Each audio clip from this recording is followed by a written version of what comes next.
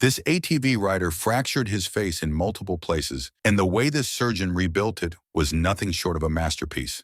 He went to a local hospital. They confirmed that he had no intracranial injuries, but multiple facial fractures were noticed on his CT scan. He has a comminuted fracture of the right zygomatic arch, a right mandibular ramus fracture, and a left mandibular body fracture. After the patient was induced into a state of general anesthesia, being a nasoendotracheal intubation, we placed him in a maxillary hybrid arch bar and a mandibular arch bar in order to help recreate his occlusion and reduce the fractures. After placing him in maxillomandibular fixation, it was time to access these fractures so we could reduce them appropriately. The first dissection is going to be getting to the right ramus, and to approach this, I'm going to do a retromandibular dissection. Here I am cutting through the skin, and now we're at the platysma.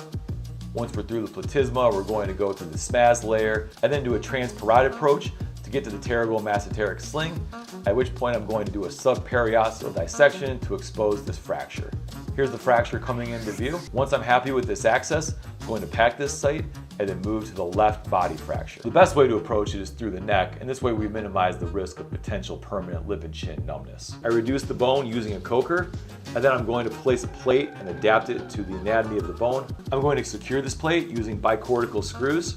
Next, I'm going to move over to the left body fracture. I place a plate along the inferior border, knowing that I'm south of the mental foramen and the course of the inferior alveolar nerve. And then I'm going to place bicortical screws in this area as well. I'm going to take this patient out of maxillomandibular fixation and check his occlusion. I can see that I like the occlusion, it's reproducible and it's his natural bite.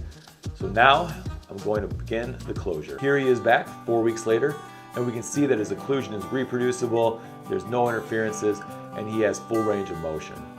At this point, I'm comfortable taking the arch bars off, and his treatment is complete.